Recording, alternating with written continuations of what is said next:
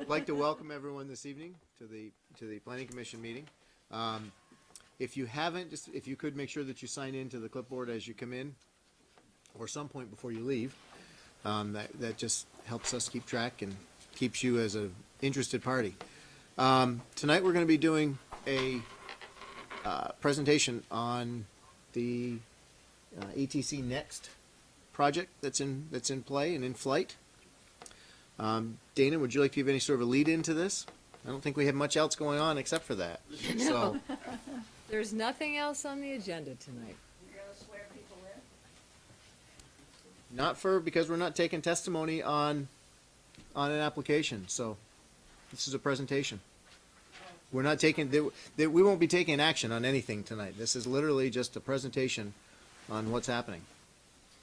But there is room for some Q&A. Q&A, absolutely. Yeah.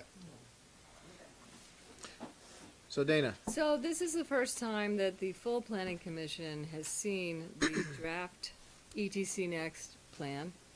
And it still is very much a draft. We haven't finished the last chapter yet, which is the fun part.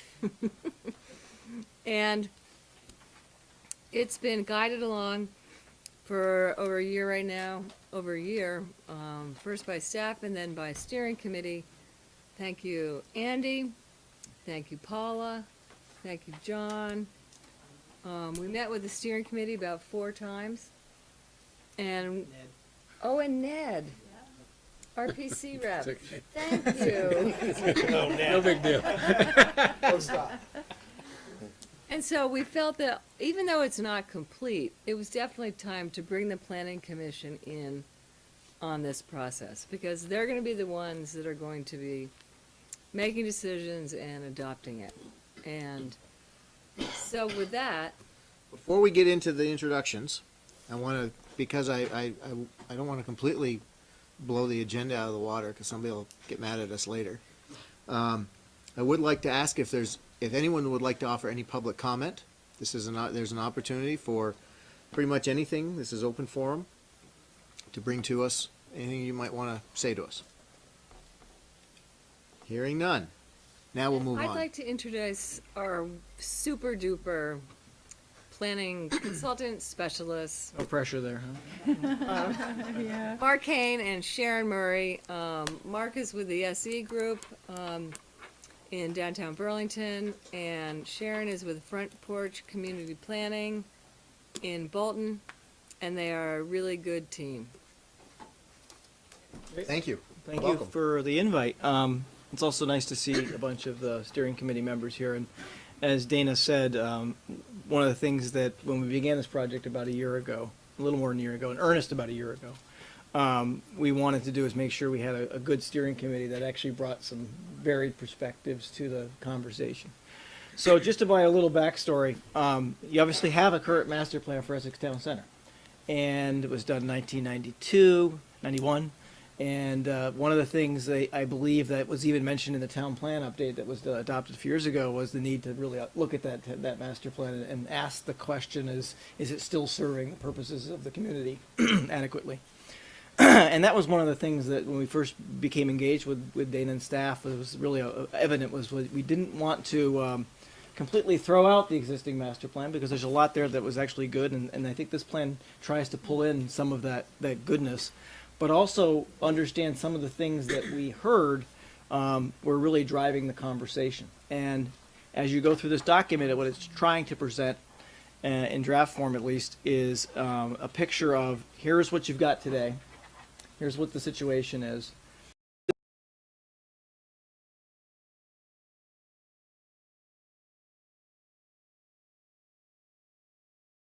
Maybe differentially from the earlier master plan is what is the regulatory structure you can create within the community to allow that process to happen in the way you want it to happen.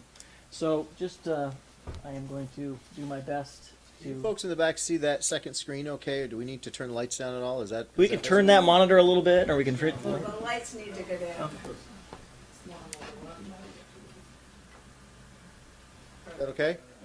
Nobody sleep now. I'll try my best to keep you awake. Not okay. I can't see a thing. Can we turn these up? right, Mark?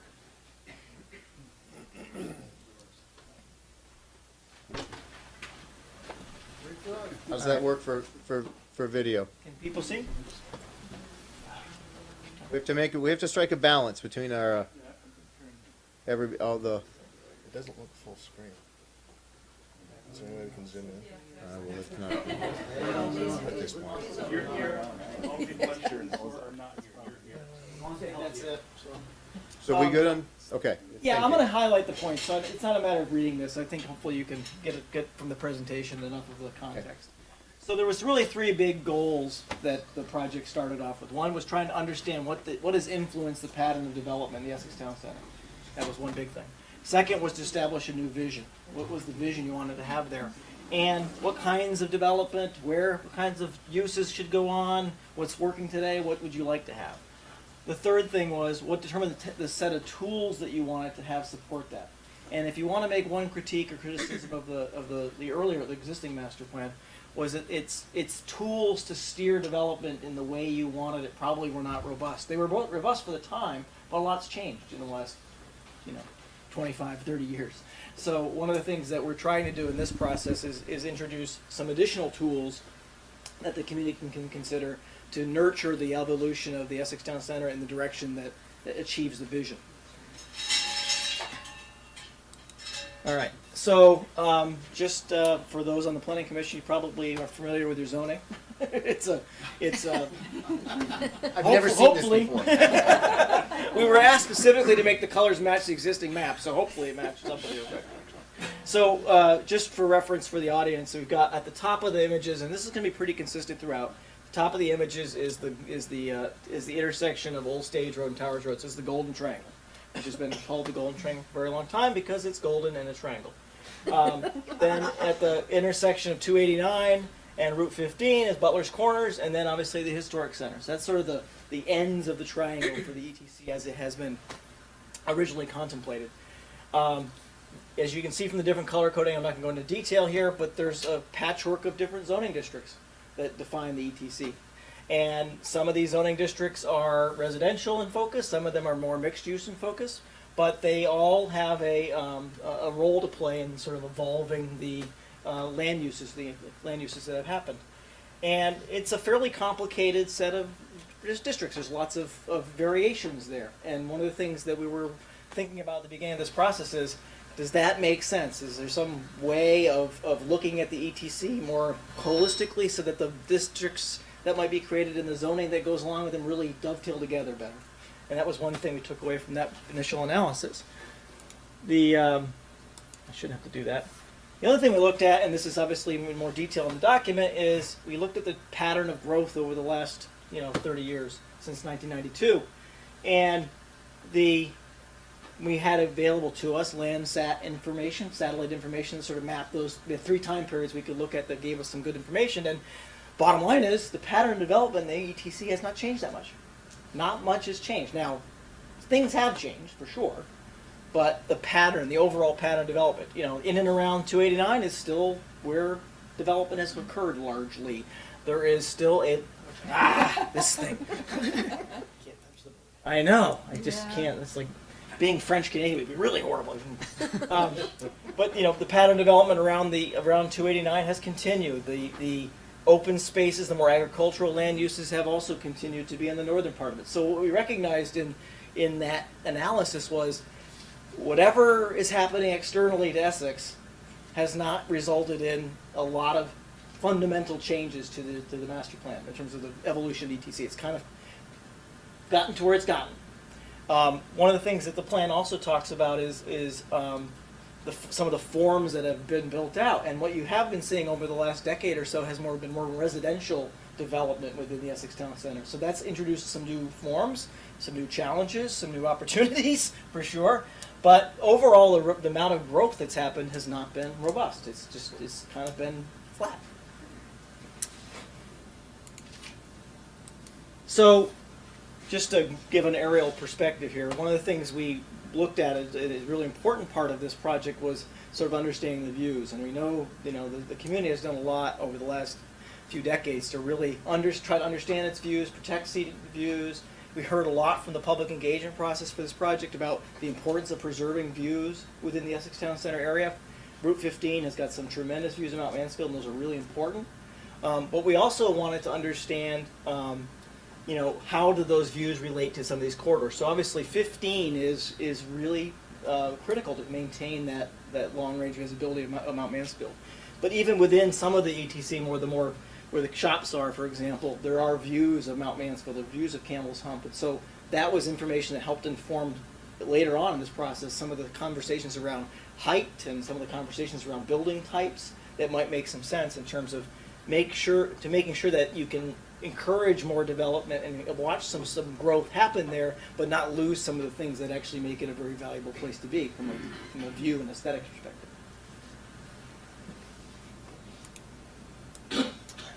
We also, as part of this project, we had the University of Vermont Spatial Analysis Lab fly a drone over the whole corridor, Route 15 corridor. And that proved to be useful information from a number of perspectives. But there was good imagery that came out of that. There was certainly good context that came out of it. But they also shot elevations of everything, the heights of everything in the ETC. And one of the things that we were able to do is really look with more detail about the change in terrain within the Essex Town Center and how that relates to what's happening on the ground. So in this map, for example, the lighter blue, green colors are lower in elevation than the darker blues and purples. So the ground elevation is dropping down. So just for reference, 15's there, Old Stage Road is right here. This is that intersection. So you can see that in general terms, the grades are dropping downward from Old Stage Road down to the 289 corridor. That's really important, we thought, because one of the things that your current regulations do is they say height's height. It doesn't really matter how it relates to terrain. So in this case, one of the things we discovered and talked with the steering committee in several instances about is, well, if the terrain is dropping away, would taller buildings be okay closer to 289? Because the net effect of that might be to not have as much impact on the Route 15 corridor. That doesn't excuse buildings for being poorly designed or doesn't excuse them for not relating to other viewpoints. But as a general discussion point, we thought, let's look at this from a three-dimensional perspective and see what that might do. And this was really helpful, and I think this was particularly helpful in this area where we really saw this most pronounced change in elevation. The rest of the ETC, as you can imagine, is fairly constrained to a narrow band along the 15 corridor. So there's not as much of that going on. This is the one area where it really opens up and it allows for that conversation to happen. So the water and sewer. And I had to correct this in the draft, the first draft with the staff, is that your sewer allocation policy is not a de facto growth management tool. It is a growth management tool. And came into the discussion about maybe the ETC is too big. Maybe it needs to be a little bit smaller because it should line up with the sewer core boundary so that those things work together to encourage growth to happen in the place where sewer and other infrastructure is available. So that was another thing that came up. Obviously, the on the real positive side is you have a sewer core area and you have water infrastructure here, which is great. You're not trying to build something from whole cloth. You actually have a lot of infrastructure to work with. The biggest problem, and this is where Dana was alluding to in Chapter 8, which will be in there, is right now the amount of allocation for sewer is not enough to support any significant amount of growth in the ETC. There's a gap, and a fairly substantial gap. And one of the things that will be a recommendation in the chapter is, can the community work to look at its allocation policies broadly and say, can we reallocate? Can we go to find some allocation that it's not being used, and can we readapt it, repurpose it so that it serves the Essex Town Center and allows for growth to happen? Paul O'Leary, I'm not sure if Paul's here tonight, but Paul O'Leary was on our steering committee, and as you probably know, because he probably shows up here quite frequently, Paul's a great resource to understanding some of those issues. And Paul was, I think, at the last steering committee saying, give me 5 minutes and a map, I can give you 100,000 gallons of capacity. And I think the point being is that he knows, and I think Dennis knows, that there is unallocated sewer capacity that with some process might be reallocated to serve the goal of allowing the Essex Town Center to evolve in a way that actually may be higher density. The other thing that we wanted to make sure was not sort of ignored in the process, and we did it really early on, was spent quite a bit of time was looking at some of the resources, and on the positive side, most of the ETC is free of a lot of the major ones. There's not like wholesale areas of wetland. Now there are wetland areas. There's a couple areas along Alderbrook that have a significant amount of wetlands in this sort of north eastern quadrant of the ETC. There's a number of wetlands associated with the Alderbrook as it goes north or comes out from south, and some drainages that support it. So there are wetlands, other natural constraints, but in large parts of the ETC, particularly along the 15 corridor, there wasn't a lot mapped. Now, again, working with our good steering committee who have a lot of on-the-ground experience, there are things that will shape the pattern of development, will make it some difficulties achieving some of the growth potential, but it's not as severe as in some places, which is good. It also, as I pointed out, remember the land use map, a lot of the ETC, a lot of the evolution of the ETC is going to be adaptive reuse. It's going to be, redevelopment in some ways. And you already have seen some of that conversation going on as a community. And that's an important consideration. So new greenfield development is not going to be as much of an issue, particularly if we take another hard look at this golden triangle and ask ourselves, is that the right area to include in it? That is greenfield development. The bulk of this is not. So that was an important conversation we had. So through, just to recap some of the key things, and again, the draft talks about these in a little more detail. We did a number of community outreach pieces. We had a focus group discussion in May last year at the Inn, and unfortunately picked the best, nicest, sunniest day in 6 months. But it happens. But we had a good crew there. There was all day, and I know some of the folks that were there were here today, and that was very appreciative. We had a really interesting 2-hour block session of keypad polling focus group discussions around different aspects of placemaking. We looked at the kinds of building forms, pedestrian connections, types of uses, all sorts of stuff in that focus group. And then we kind of dovetailed that with a survey where we had about 300 responses from the community survey. It was well received, went out to a large number of the population, and we had a bunch of partial responses and a lot of full responses. It was a monumentally big survey. And I appreciate everybody taking the time to do it. I didn't know it wasn't a quick one. But we got a lot of good input from that. Similar set of questions. And a couple of things kind of boiled out of that. These kind of capture some of those key points. Sort of imagine a scenario where all of that shopping and retail kind of goes out of the window and there's all of a sudden all this residential development. But I think the community was really rallied around the idea that one of the things that makes the ETC different, and perhaps, is that it does have this shopping entertainment element. And can it be more mixed? Yeah. But don't lose that core of pieces and parts. Route 15 and traffic, there was, that's not the elephant in the room. I'm not sure what is, but 15 is an important regional, roadway that needs to be maintained for flow and traffic. And I think one of the things that we took to bear was like, whatever we propose, whatever we're thinking about, we have to be cognizant of that. So there's a couple things that are mentioned in the document that are really important, I think, to recognizing that growth can continue to happen, and residential growth can continue to happen. But don't do some things to exacerbate the flow. So don't make some changes that are going to create real big challenges to that. But kind of commensurate to that is also the non-motorized connectivity with the ETC needs to be improved. Right now, it's not cohesive from a pedestrian experience perspective. So, if we're going to define neighborhoods in the ETC, can we connect them in better ways for non-motorized access? And that's an important part of the vision that's been talked about.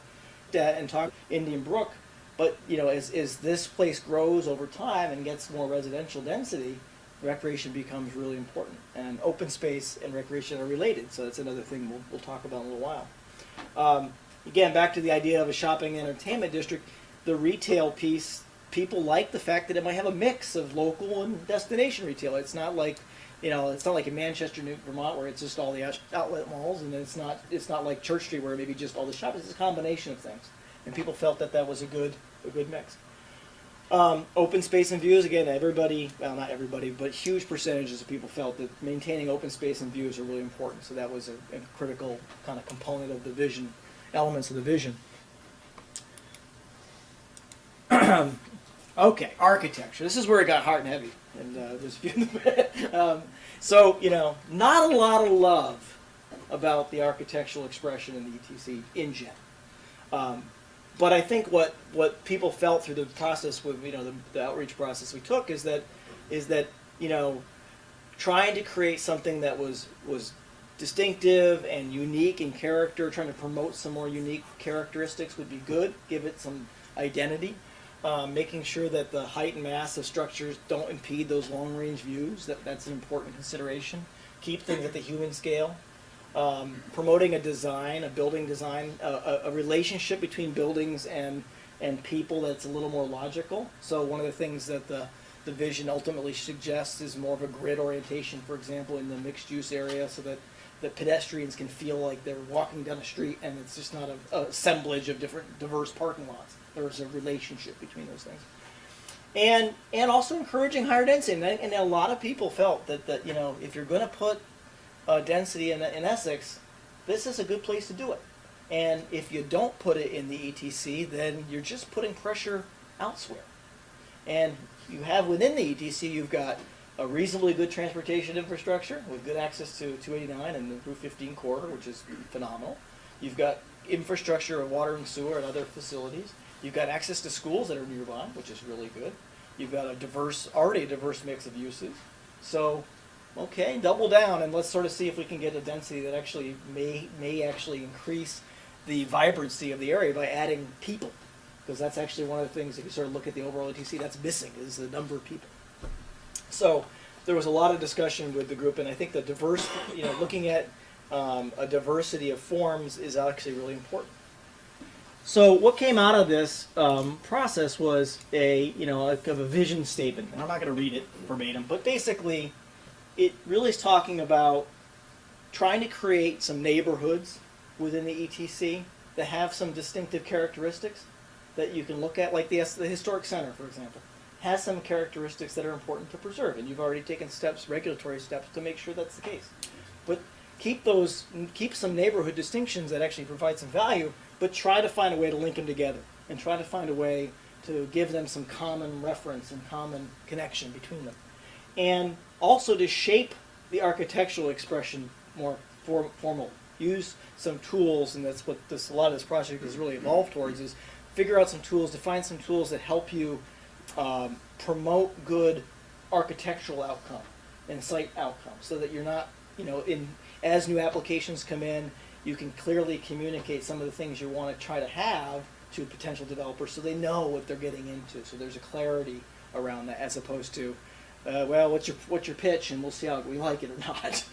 And that's one of the things that when working with staff early in this project was really clear. It's like we wanted to have better guidance towards the evolution of ETC as opposed to leaving it too open-ended.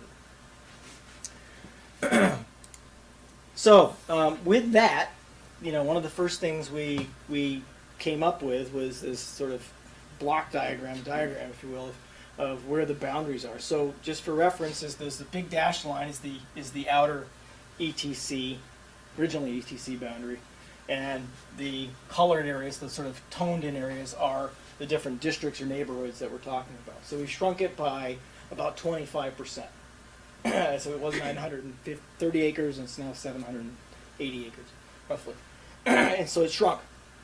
And you'll see where that shrinking happens is it basically gets rid of the golden triangle. So no more golden triangle as part of the Essex Town Center.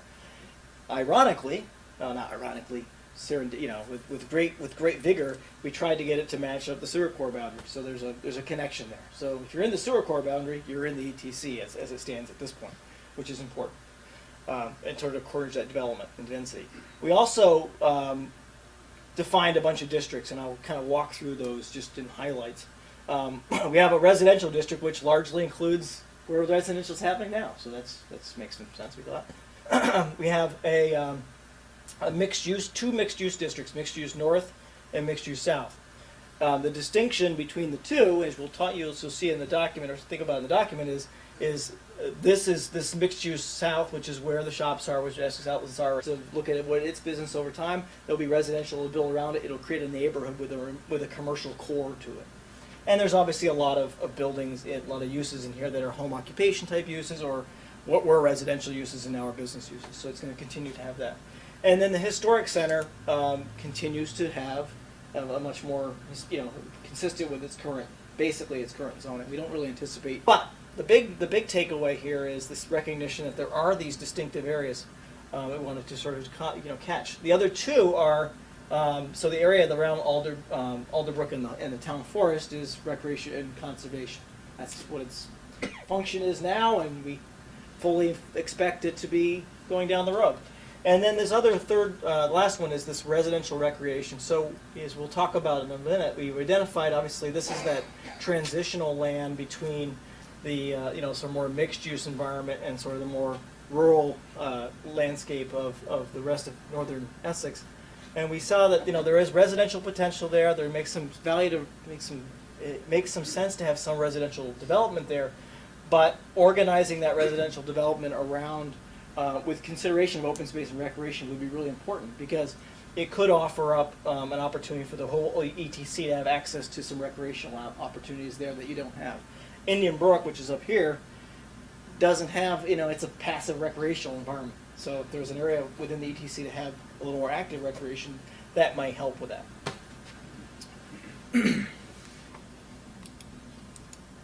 And this is just a different flat view version you sort of see. But one of the things that we want, and this obviously has the existing infrastructure on it, so you can sort of see, a large majority of the mixed-use south area is already developed.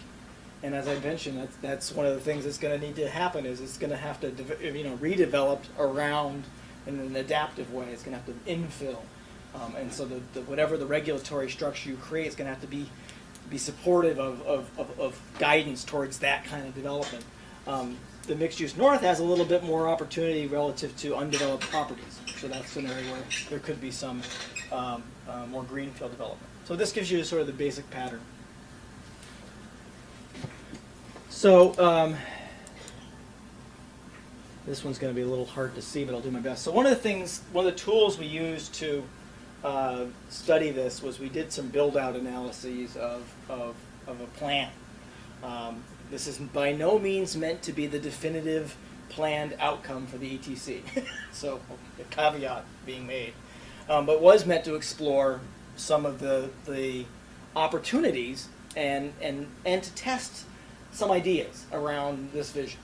And I'm just going to highlight some of the key points. But in the mixed-use north area, the idea would there be maybe some higher density mixed residential development here, towards the interchange, because that could be a very attractive location for a hotel, for example, potentially. And then as you go towards the north, it would actually transition to sort of more more single-family or cottage-style uses. So there's a little bit of a transition there, but still a largely residential focused with an enclave perhaps of more commercial.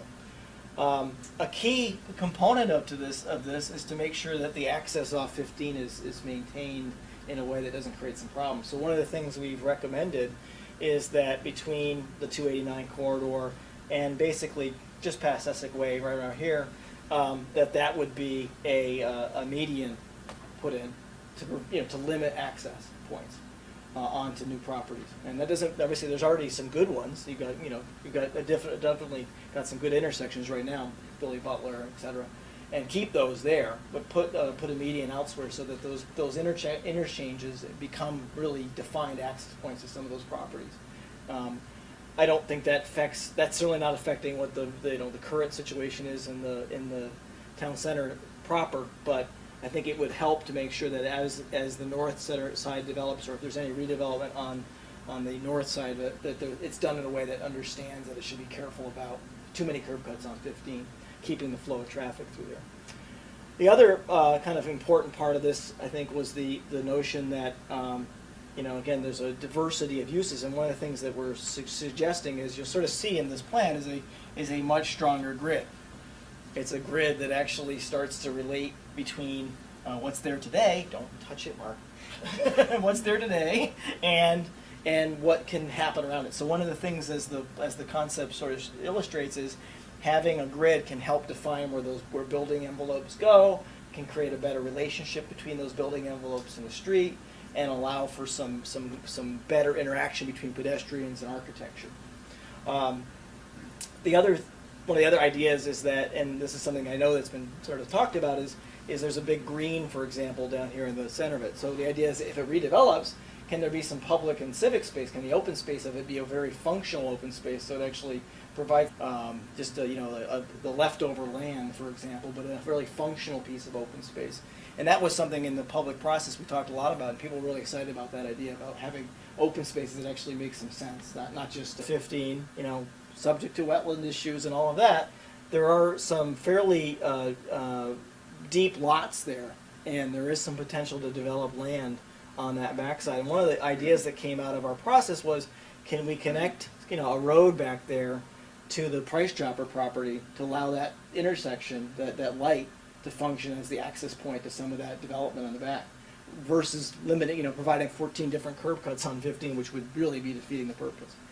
So it seems to make a lot of sense. Now, obviously, it's wrought with development challenges. We know that.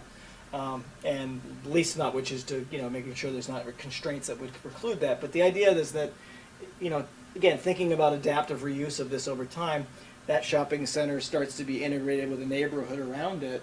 Those are customers. Those are people that might use that facility to walk down the grocery store. So it really starts to give this neighborhood commercial area a real sense of use, and gives it some connection to some residential properties that doesn't really have. So instead of just being simply a drive-through destination, it may actually allow for some walkability there, which is really kind of cool. And obviously sidewalks and other things would be part of that.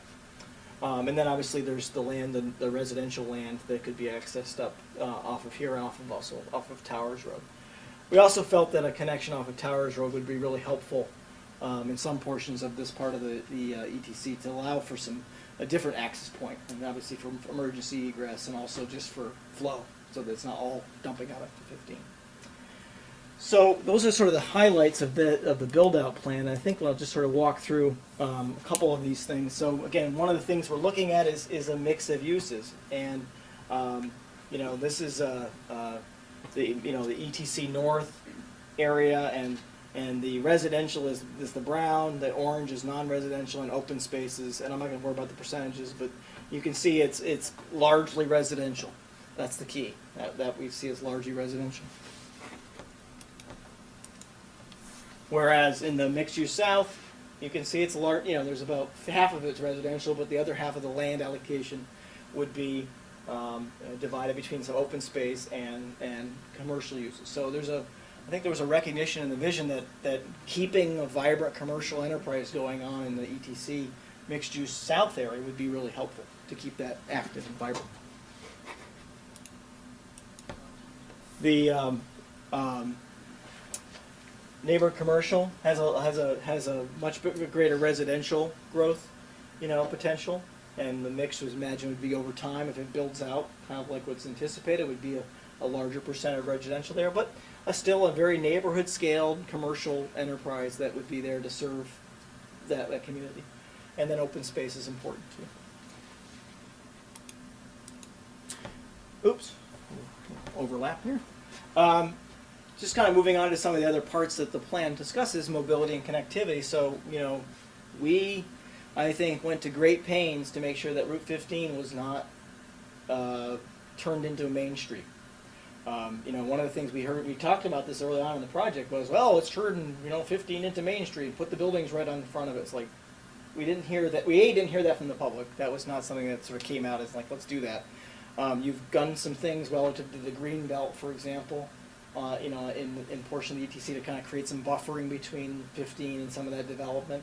And we think that's a great idea, and the recommendations are to continue that on both sides of 15 in the mixed-use core, so that it actually creates a nice sort of linear park along that area, which I think would be a huge asset.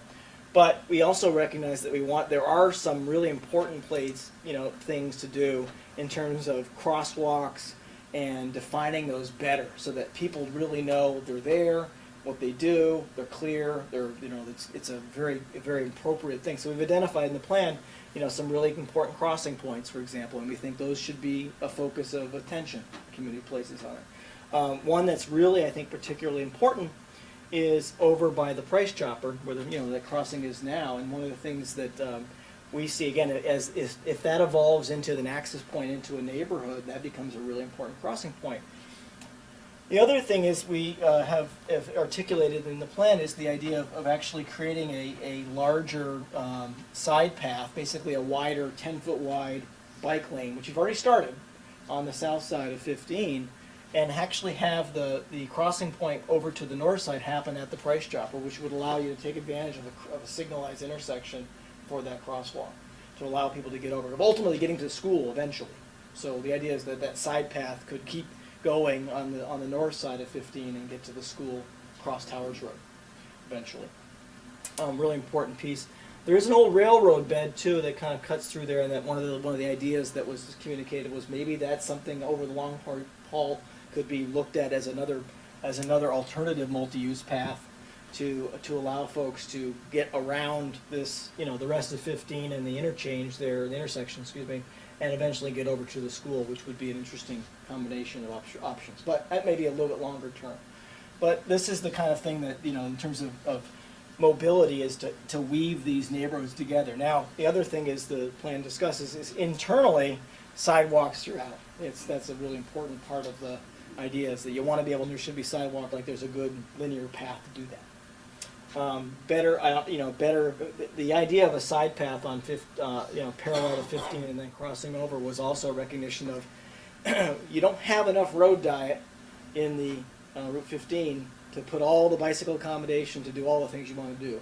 But if we can get a 10-foot wide side path, it does allow for at least some bicycle accommodation. Road bicyclists, John included, will still be in the road, and they're always going to do that, and that's fine.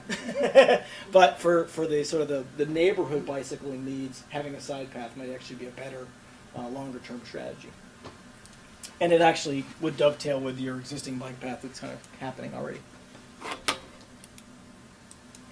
The other piece that was really spent quite a bit of time out was open space, and really starting to look at open space not as I said, just the leftover land from a development project, but how does open space fit into different types that may actually serve the ends of the community. And this can be a really challenging thing for a community to get their hands around, because traditionally you look at open spaces. Open space has been the purview of the developer. They say, okay, we've done our calculation, 30% open space, and here it is.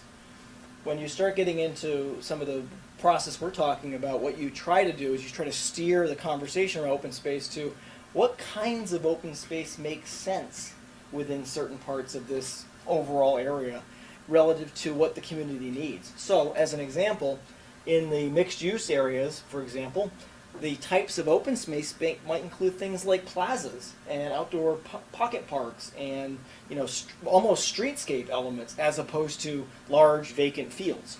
And that's a really important consideration to sort of think about, because it gives you as a community the opportunity to say to the developer, we want your open space, we love the open space, but can it look like this more than this?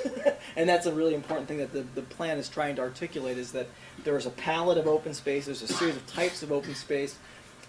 We haven't defined, some communities do, we haven't defined really specific parameters around, you have to have one park bench for every 5 people. But we want for that. There's also open space that serves the public realm, that serves the public in large.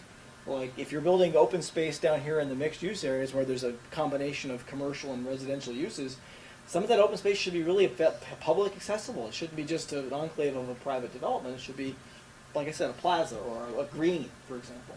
Whereas in some of the other more infill residential developments, those open spaces might be more neighborhood serving. They might be a community garden or just a field for that matter, and that's okay. I think the plan tries to articulate some of those ideas around the definitions of those districts, and that's one of the big things trying to promote is this idea that open spaces are palette, and you pick from those. And also then this aligns with that connectivity plan to make sure that if you're providing open spaces, can you connect them together? So can somebody go from this this plaza down the sidewalk to another place, or can they go from this park on the bike path to another place? It builds a network.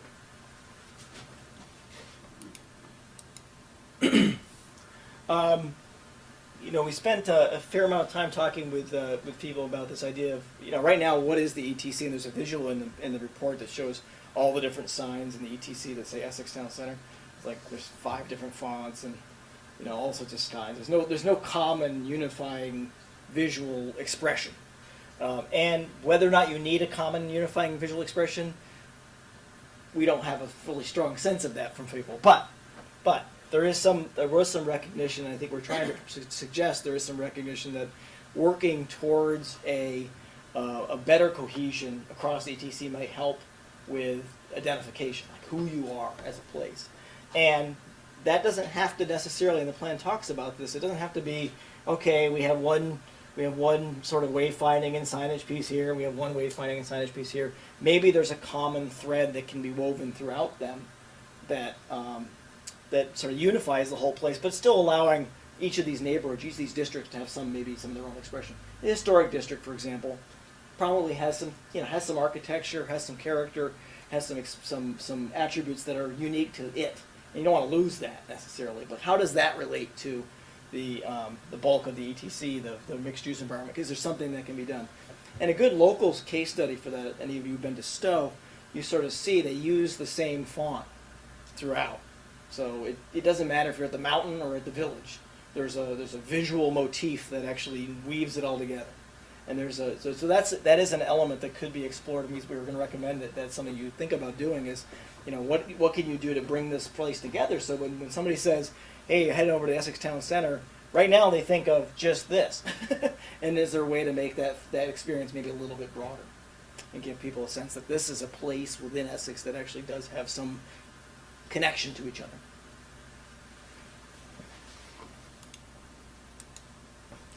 So one of the big parts of this document so far is Chapter 6, which really brings together a lot of information about these districts that we're describing.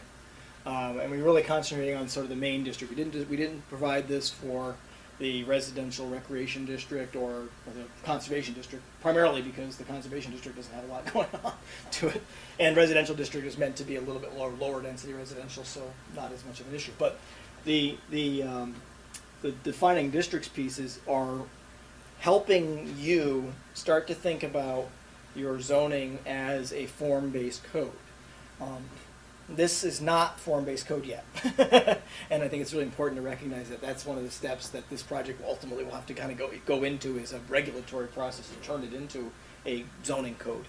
But it was really meant to try to get you to think about the relationships between these districts, detail, but just in general terms, I sort of come to the high points, is it really is, I think, for the first time, at least in Essex's experience, starting to connect this idea that its uses are really important. And I know as a planning commission, you spend a lot of time, you know, debating, and you also start to look at the form that use takes. So a commercial enterprise is not a commercial enterprise. It's not a commercial enterprise. The form does matter. And if you go back to where was the ETC evolved from, one of the common refrains from people was, you know, the forms that have been developed to date have not done it. They've missed out some opportunities to really create interesting place. They don't really relate to people that well. There's just some things that if we can go back and magically redo it, we would do it. I mean, if we definitely heard that loud and clear. So I think one of the things that we were trying to do in this draft is to start to introduce some tools that you might consider to help you get those development applications, and hopefully before you get them, and have those conversations and say, you know, use is really important, the uses are really important, but the form those uses take is also really important. So let's talk about that too. So back to density. So one of the things that build out analysis did is it resulted in, we did a bunch of calculations to determine, okay, if we apply this as a general rule, how many units are we going to get? And this is the residential build out. As you can sort of see, the orange bar represents if everything happens as it magically can happen, and the brown bar is what's there today, roughly. And you'll see what we've cut is like 1,272 residential units within those districts in the ETC. That's up about 700 and some odd units And it's a lot. It's a big increase in density for sure. Now, as I think the Planning Commission entertains, and for the public's benefit, what you can get through the zoning process and what you can get in the real world don't always align up. There's obviously things that affect that. We have made some provisions within the build-out analysis to adjust for things like, adaptive reuse versus greenfield, or is it really constrained and all that. But it is important to recognize that this would represent probably a maximum condition, certainly. We've also made some assumptions in this, and we'll get to this in a second, about height. Like, okay, well, if you're going to get to this density, you're not going to get it with one-story buildings in the ETC. So there is a conversation. This is part of this discussion, is to get to a level of density within the ETC that actually is supportive of the area. Height is an important part of that conversation, because all of a sudden that allows you to achieve this. But just in general terms, there is the mixed use south and the mixed use north have the highest densities associated with residential development in the recommendations. And those are 8 units per acre and 12 units per acre. And those are densities that are consistent with sort of a good, more, I'm using urban in a very loose term, but a much more urban type density, a much more neighborhood and placemaking type density. When you get to that level of density, you can you'll start getting some things. You'll start getting some opportunity to make those other things you want, like streetscape and placemaking, happen, because there's enough value and density to actually support that. It's also a rule of thumb that's about the minimum density you need to support regular transit service. Right. That conversation about transit in Essex is still evolving. The retail market, Peter's here, can talk about that. There's lots of changes that are active in the whole. Times when I'm not Yep. familiar with it. That basically means that a lot. The highest level of in-migration than anywhere else in the country. More people are moving here. Doesn't feel like it, but that's what the moving companies tell Who us. here is a migrant from New Jersey? I knew that already, so that's why I asked. But no, it's a really good point, Dana. So one of the things that sort of backdrops of this project, and I think that's reflected in sort of the build out, is you have an opportunity within the ETC from a physical planning perspective to enable more development, more residential development, some more commercial development, some more mixed use development. And if you look outside of the area, there's a lot of other competitors for sure. I mean, Winooski's been doing a lot. Obviously, Burlington is going up significantly. South Burlington's trying to build, city center. So there's a lot going on. But you do have some attributes that are different than other places. You actually have this established commercial core, which is actually really a good place to start from. So you're actually trying to diversify your portfolio of uses within the ETC. And one of the things we've been working closely with staff on is really looking through the existing zoning and saying, okay, if we take the existing zoning as a starting point within the ETC, what uses really would we want to promote and what uses don't make a lot of sense? And we've been working with staff on that, and that's going to continue presumably as you go forward. But the overall emphasis is to allow for a higher density of residential uses, because we feel like that's going to give you a platform on which to allow some of those commercial enterprises to make some sense. It will allow you to let some other commercial, non-retail commercial, like live-work environments actually happen, because you need people there to live and work. So, those are some of the things. And I think the other thing that is really important to recognize is that even this number is not that scary, relatively speaking. I mean, it's not like come back and 5,000 residential units. 1,200, 1,500, 1,300, whatever the number ends up being, 1,200 number, is not so out of scale with the scale of this area that it creates all sorts of, exacerbates transportation issues. It doesn't create the possibility of a real catastrophic outcome. And I think that's important, because we did, again, we wanted to make sure things like 15 don't get pooched because the densities don't make some sense. And this is a level of density that like our expression is, it feels like it's achievable, it's doable, it's supportive of the goals and a vision, but it's not so aspirational that you would never, in a million years get there. I'm sorry if my voice is starting to go. I've been fighting a cold all week. So one of the things we looked at, spent a lot of time talking with people about is height. And I want to just, I have these images on here just for reference, and I think I'll explain it a little bit more in detail after. But you know, in some of the ETC now, some of these buildings are based on the existing buildings that are there, and we kind of use the 3D model to figure them out.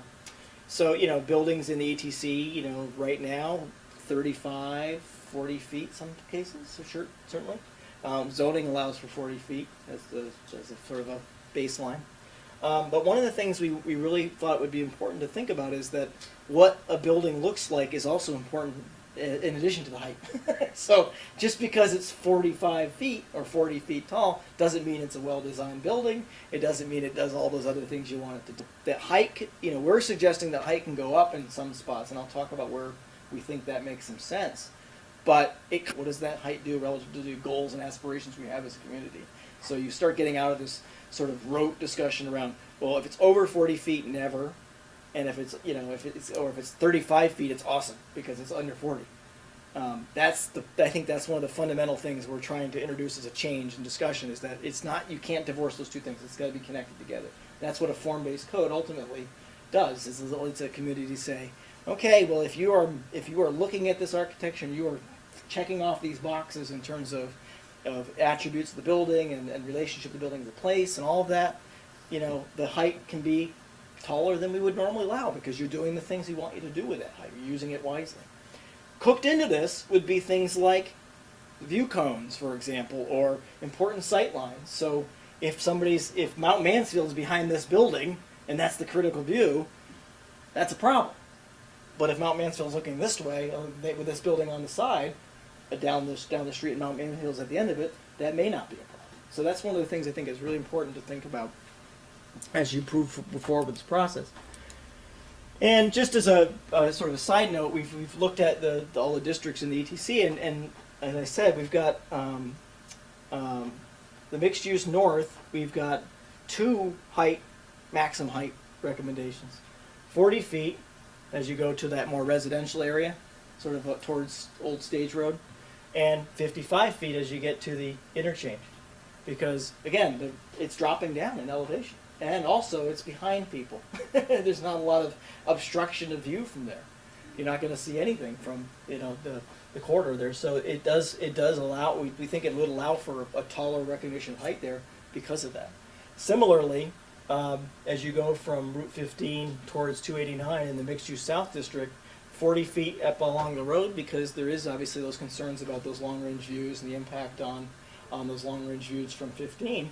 But when you start heading down past, you know, where the Hannafords is, 65 feet can get you a higher density, and over that distance, actually, the grades drop about 30 feet. So the net effect is essentially, you know, about the same height relative to the 15 corridor. This discussion, though, I think, you know, in isolation, it sounds like, oh gosh, we're talking about making everything really tall. This comes with going back to the form-based code, it comes with consequence. You don't just get to build a 65-foot tall building.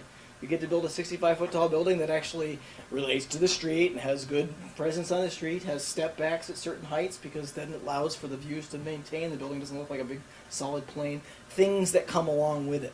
So getting to these heights is not simply just a guarantee of, you know, you don't just get the height. You get the height and the form that comes along with it. Well, there's a suggestion too to keep a district height limit, but to also define the buildings by form of the building.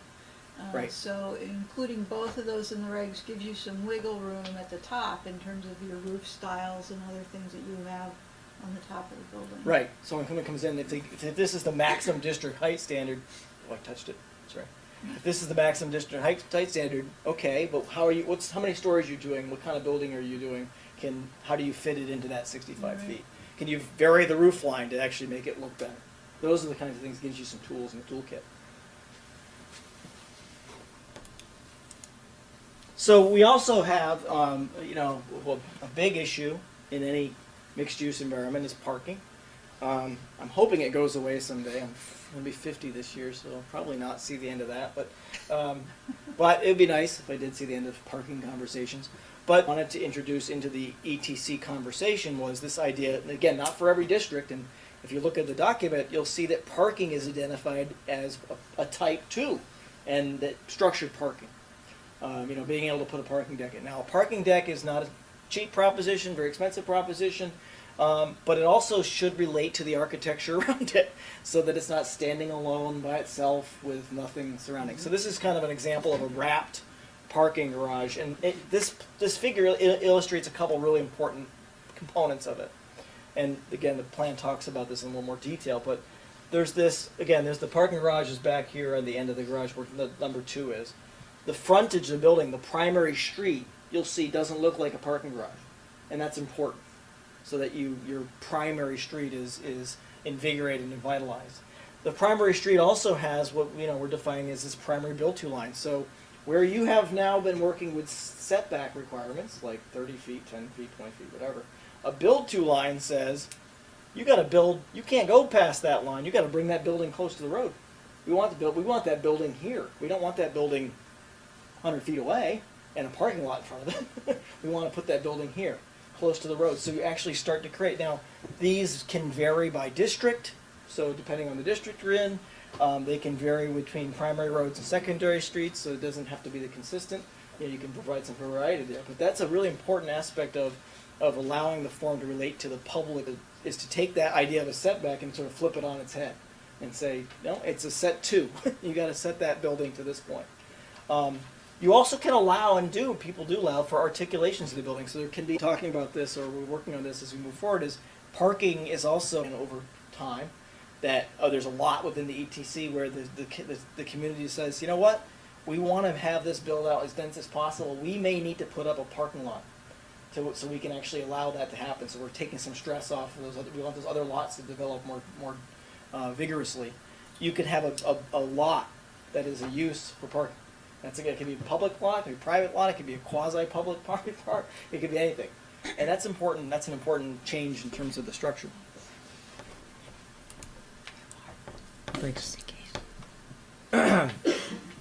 Another key point of the structure of the plan is to look at some variations on the street profile. Your current street standards do not fully accommodate the kinds of development that the ETC is thinking about. So, and I know this is going to be part of the process going forward, but the idea of looking at street types as, different kinds of streets as types, and applying them differentially in different parts of the ETC. And that's actually something that's really important to have, a portfolio of streets. Now, that has to be worked out with Public Works. There has to be a thoughtful conversation around there. But I think one of the things that this plan is trying to introduce is this idea that the relationship between where that public space is and these buildings is really important, and how much the community wants to control versus how much it's willing to let the private sector control is an important debate that needs to happen. If you want to shape the outcome of place as forcefully as you can, then the more you control, the better. If you don't want to have that, and there are reasons not to, costs and all those sorts of things, then you can sort of bring that in. But having that conversation is really important so that the development community understands, okay, when we're talking about building something and I have outdoor space associated with, what's my responsibility, what's the community's responsibility, there's clarity around that. That's really important. But, again, in order to achieve the vision here, you can't just show a 60-foot wide road with with no parking on it, and no street trees in some places. You need those things to make place. You need those things to make an inviting pedestrian environment. So the plan introduces those for sure. It also starts to introduce the open space types into the mix. So again, just to go lay it out, so that it also starts introducing, how these streets might, the kinds of feeling and imagery that might sort of support those things. It talks about versus a larger commercial, a larger mixed-use building does make sense there. I guess it goes back to that idea about the public realm. So what is the public realm, and how does that relate to the architecture around it? This is an important part of the the conversation with the ETC is what do you want this to do? This is community responsibility, developer responsibility, and or maybe shared responsibility in some cases. It's not an all or nothing proposition. Burlington is spending $23 million on a bunch of improvements that actually are here and spill over to here. So they actually are doing that. Now, I'm not suggesting any way, shape, or form that Essex needs to spend $23 million on that, but it is start thinking about the relationship between the street and these buildings and have that conversation about what you want to do and what your expectations are happens outside of that is really kind of the main point of this.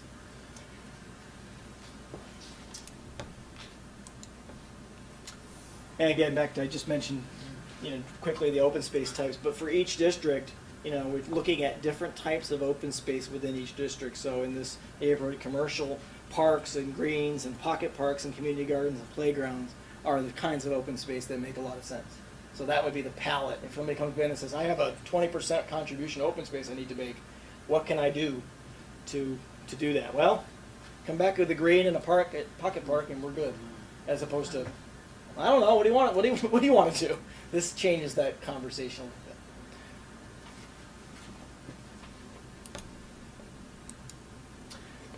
bit.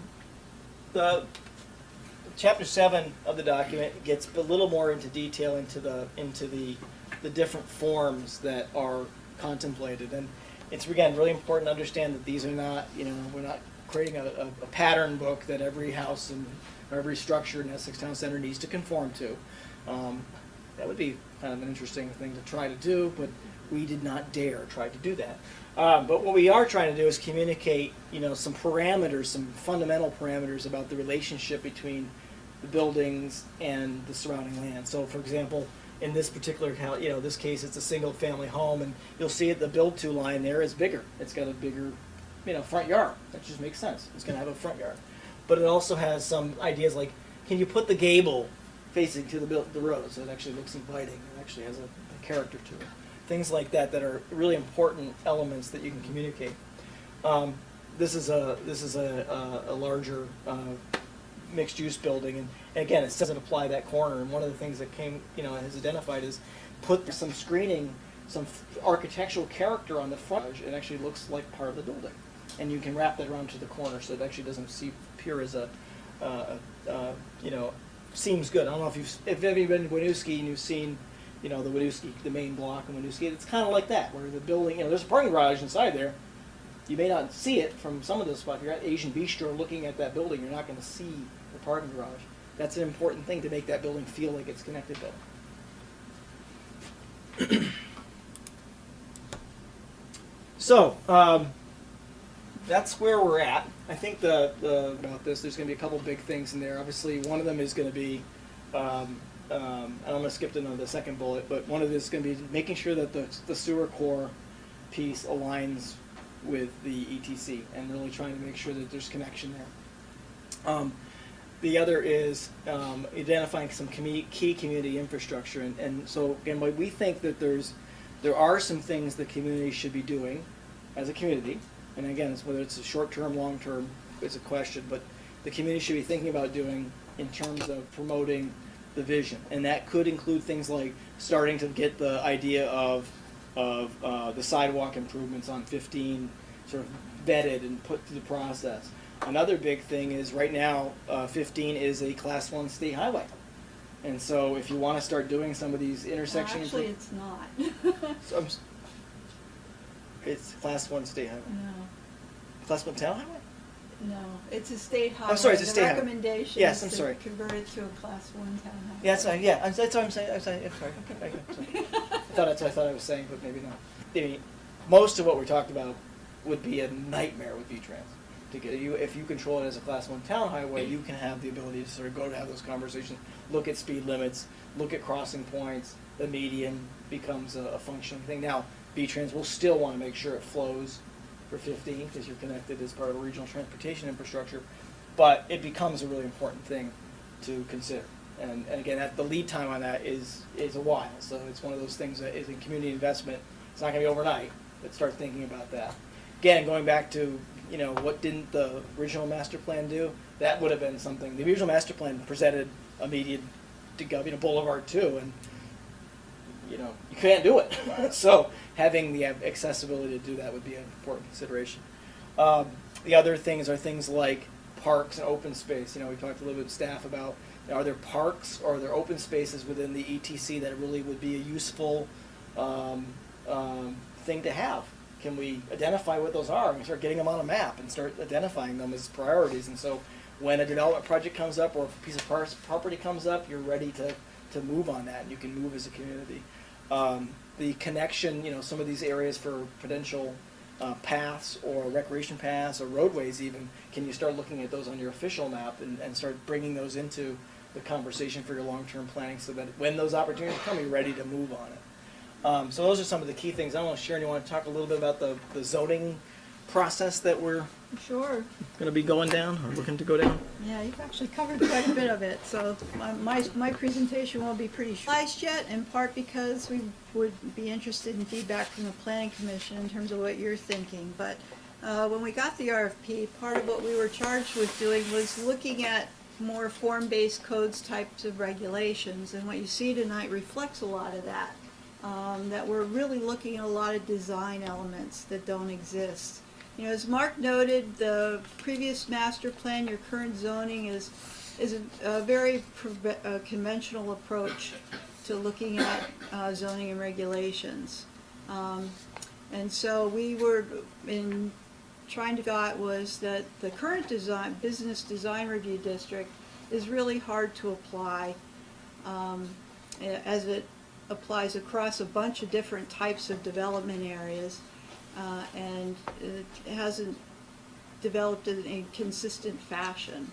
So we were specifically charged with looking at the design review overlay district, but also looking at another option, which would be a pure form-based code. And again, a lot of what we've talked about tonight are elements of a form-based code. I don't know how many of you are familiar with that process, but it's a much different approach to local regulation that a lot of communities are considering, but basically it would be taking this master plan, taking all those forms, attaching a lot of numbers to them, and saying this is our zoning. It's very prescriptive. There's not much of a role for the Planning Commission or the if you had a development review board or the zoning board. It's just you have to meet these forms, you have to meet these dimensions. If you check off the list, you're good to go. Certainly developers, architects like that because it's much easier to get permits that way, but it does not. Architects less so. They're the ones that came up with it. The bad ones did. So it's a very much expedited permitting process at that end, but hopefully would still get you with the form of developer opportunity for public input into the process. But again, a lot of the tools that Mark was identifying that come out of the form-based code are very useful in terms of applying to new development. One of the other things we're considering, the current zoning is based really on old tools, as Mark said. It's conventional zoning. A lot of it at the time the first master plan was done was greenfield, so there's a lot of reliance on things like master plans and plan unit development in anticipation of big projects, and you've had a few of those. But as we've noted, the best potential going forward is more for infill and redevelopment, more incremental forms of development. So the suggestion is taking some of these forms, as Mark said, in Chapter 6, they're defined by district, and hardwiring them into your zoning districts. So part of updating the zoning would be taking a look at the current districts, updating them to match the vision in the neighborhoods or the districts that were redeveloped as part of the master plan, but putting those kind of form-based design standards right within your zoning district codes. And so that might include, updating the purpose statements. Again, there's a lot of vision statements tied to each of these districts. That would go into the zoning and updating the purpose statements here, make sure that it can happen elsewhere. So a good example of that, if we redefine a use that makes sense to achieve the vision for the ETC, we don't want that to have a consequence down on Pearl Street or someplace like that. So it's going to be, and that's another reason why looking at the districts within the ETC kind of, not you sort of separably from the rest of the community might be valuable, so you don't create as many of those unintended consequences of a change here ripples through to some other part of town, which you Right. definitely. I mean, one of the things, to be honest, we've been looking at is in car repair, things like that. We're looking to make sure that they're allowed somewhere, but not necessarily within the town center. And they, if they're there now, obviously they can continue. They can but stay, they can right. continue, but- And also, as Mark said, tying those uses, recategorizing them so that they relate to form. So we're basically taking uses in the tables and saying, well, these are the types of residential we want, these are the types of commercial we want, these are the types of civic uses. And each of those types have form types associated with them. Right. And it's also to make sure that mixed use is easy to do almost by right. I mean, not without any review. Under the current regulations, the structure, everything would at least probably go through site plan review. So part of this would be making sure your site goes, you know, as he said, there's things like build. One of the things we're going to suggest is that you look at minimum and maximum as well as minimum setbacks. Maybe look at minimum densities as well as maximum densities to make sure that you maximize your capacity. And then, as we said, looking at height differently too, not just as a district height limitation, but looking at building stories as they relate to building types and building forms. So it's trying to introduce a lot of these design elements into your zoning district tables. And then also incorporating a lot of what Mark covered under, again, site plan review, to make sure that parking and all that's located as intended. One thing on parking, I just think it would be, one thing the plan talks about parking, at least at this level, and says, you know, one thing that we think is really important is we talk about different types of parking, so there's surface parking and structured parking and integrated architectural parking and all of that, and those are all, I think, appropriate to certain districts, certain types of parking make sense. But the other part of parking is the idea that shared parking, right now, the way your provisions work is you can apply a shared parking analysis. Our recommendation in the master plan is to say, in the mixed use districts, it's not you're going to apply shared parking. You're going to be looking at it, that's going to be a part of the calculation. And with the goals of you shouldn't be just building extra parking for every single use. You should really be thinking about it as a parking system, particularly in the mixed use north and south. So, you know, as going forward, there's still these options that are open to the Planning Commission. Again, we can work from a more conventional approach. Or we could try, if you really think you want to try, we could go for a form-based code. But again, the recommendation out of the report, I think, based on our discussions with staff and the steering committee, is going to be more of a hybrid approach. But that does mean that there's going to be a lot more individual decisions as you go through that process.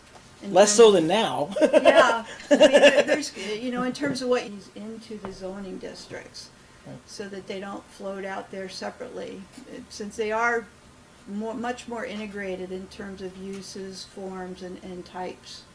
There was really three rationales that I had, and I think Sharon just talked about them related to the use of a hybrid approach. One of them obviously is this the notion of flexibility, and I think that flexibility is really important, particularly here because so much of it's infill. One of the things that form-based code doesn't have as much, it's harder for form-based code to address some of the complexities of infill and redevelopment because it's not a green field, it's not a blank slate. You're starting with constraints related to just adjacent architecture or site and all that you have to deal with. So that was another consideration. Another element of that was understanding the capacity of the community to regulate relative to a form-based code. And I think, as you point out, Sharon, it is a different animal, and it's sometimes very tough for communities that have had a very traditional approach to sort of just give up some of the control they have relative to what a form-based code does, because a form-based code does, I mean, it's almost administrative. If somebody does exactly what's in the plan, they don't even need to go to the Planning Commission or DRB. And that's a really tough thing for a lot of communities to deal with. It also can be tough for staff too, because it makes it harder to have those conversations about unique circumstances and things that might come up within the community that are that are priorities that weren't necessarily put into the plan when it was adopted. So I think that was those are some other reasons why I think that the recommendation is the recommendation. In terms of other things, we've already talked about wastewater, but there's a lot of other things to think about, and pedestrian connectivity. A lot of that's done at that stage. And also looking again at planned unit development and how it might be applied within this new context. Again, it's not a lot of greenfield development, but there may be instances where you still want to allow those kinds of modifications and waivers to have something fit into the context better. So it'll mean taking a look at some of the things under your subdivision regs as well. Looking at things like development agreements. I know you do some of that through your public works standards now. What's privately going to be developed? Are there, like some of the parks and open spaces that Mark pointed out? And make the planning commission and the town select board to kind of codify who's doing what and when, and who's responsible for that. We're getting much more into public-private partnerships in terms of financing a lot of things these days. So that's one mechanism for allowing for that. That parking garage example is a good one where it maybe makes some sense for a development agreement to sort of capture the relationship between the private entities and the community, and that development agreement would provide a mechanism to do that. Right. And also public works standards. Mark mentioned that. Right now, all your street improvements are in your public works standards, which is fine. It's just making sure that they relate to some of the types and forms. And also, one of the things we may suggest is potentially adopting an official map, especially for some of the bike ped connections sorts of things up there. Our understanding is right now you've done that on your town plan maps, that you have very detailed maps that you consider in development review, and that might be the way to keep doing that. We'd have to update those maps to include some of the things in the master plan. just did it. Well, I will say that if we're going to use the master plan as a basis for new regulations, you're probably going to have to amend your town plan to at least incorporate it by reference or have it attached to the back so that there's some basis in policy for some of the things that we're suggesting. But you can do that at the same time as you amend your regulations. So it doesn't have to be a huge stretch. And I think we'd like some feedback from the planning commission, since you're the ones at this point that really do administer and enforce your current regulations and will likely have the responsibility of administering anything that develops out of the master plan. Right. So I think we should open this up to some commentary and questions. But I think, if I'm remembering, but this is really the first time that we as a group have seen this. So I think we're probably not going to be giving you a whole lot of feedback tonight. Right. And this will be something down the road as we have a chance to digest and discuss this at more meetings. We'll have an opportunity to open this up to questions or comments from the audience at this point. If anyone has any thoughts or questions, this was a great time. Just be recognized and state your name for the record and ask away. Yes, sir. A couple of points. If you could just for your name for the record. David Gottlieb. I live in Essex, near Essex Way. Have you thought about impacts on schools? In other words, I'm not familiar with the town school planning process, but obviously as you determine how a given area is going to be developed, there's going to be impact on projected school. How do you handle space allocations for new buildings for schools? Not specifically in detail on that, but just as a general reference, I think the amount of growth we're suggesting within the ETC is relatively low. And my understanding is that, again, obviously things change, but there is some capacity in the community, especially you look out the next 20, 30 years. And I think it's really important to recognize that this build-out is probably a long-range build-out. It won't get to 1,200 and 1,300 residential units probably for decades. So I think any of the impacts that would be associated with a development, every development that comes in is going to have to address its own impacts anyway at the time. But from an overall planning perspective, I don't think there's a huge red flag in terms of being able to address that with the incrementalization that's probably likely to happen.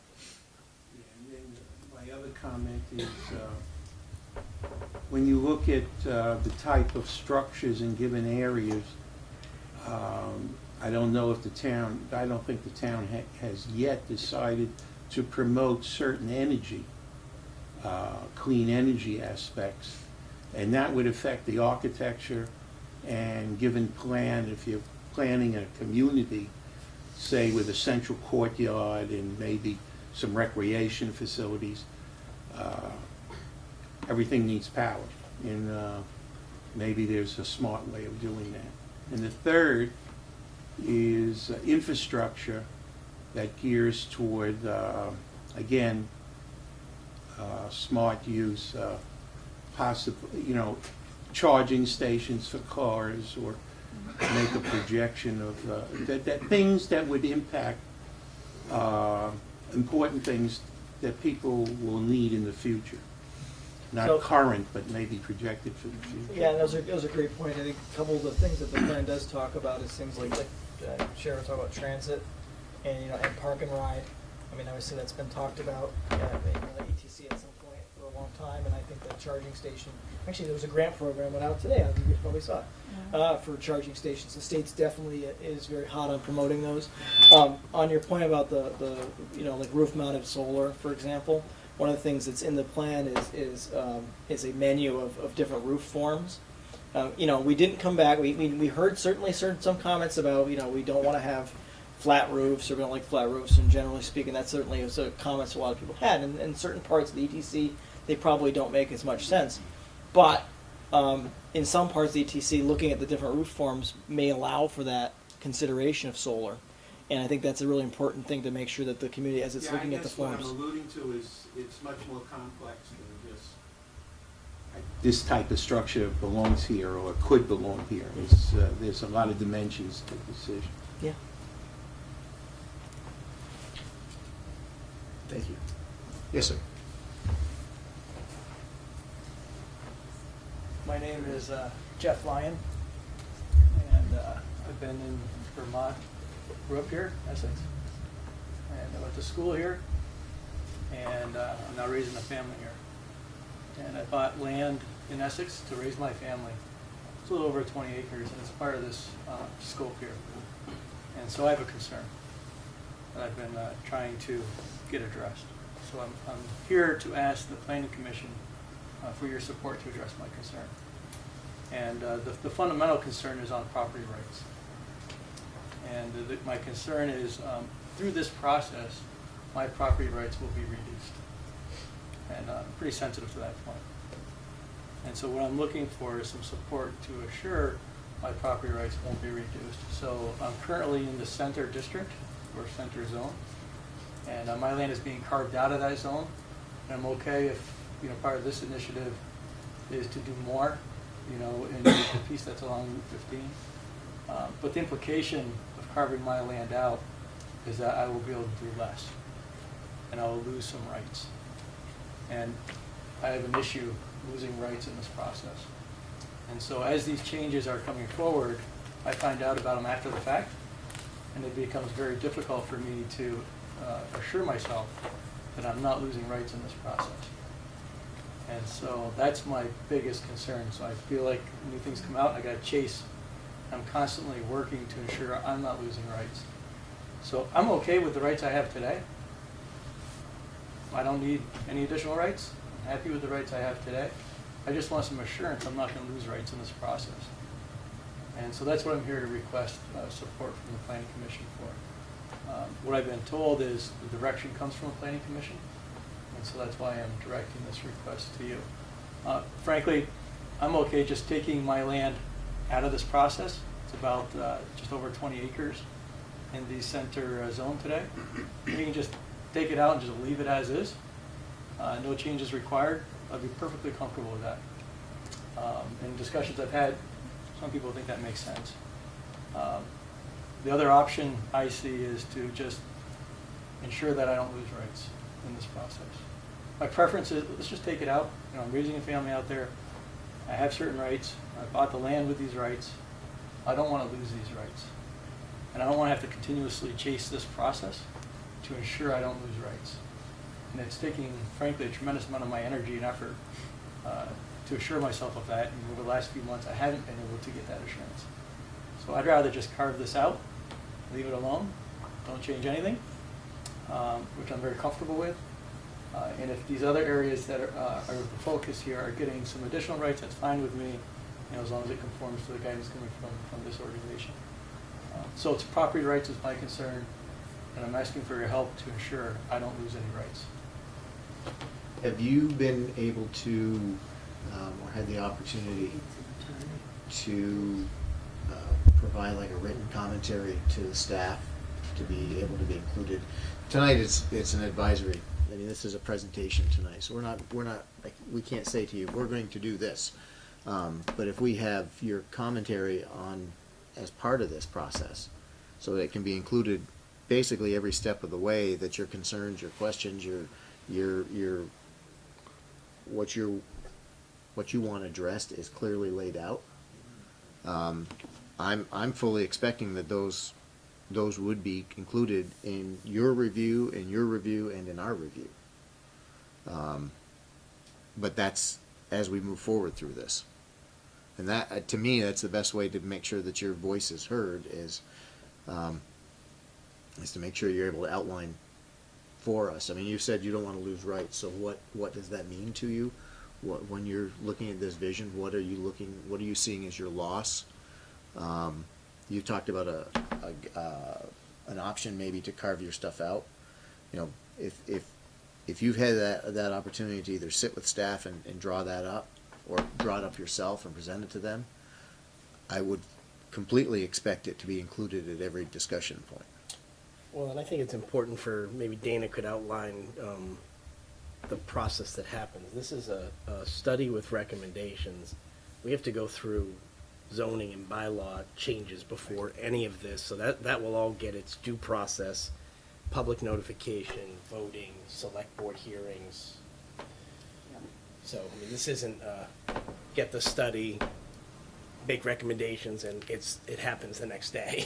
I mean, I fully expect, given the makeup of the commission, that some of the recommendations that are put forth to us are not gonna be left as is in the first place. This is, anything like this is the best attempt. This is gonna be, Starting point. this is gonna be the starting point, and it's gonna hopefully be more than just, you know, right at the very beginning. You guys, this is pretty well formed to give us something to really look at.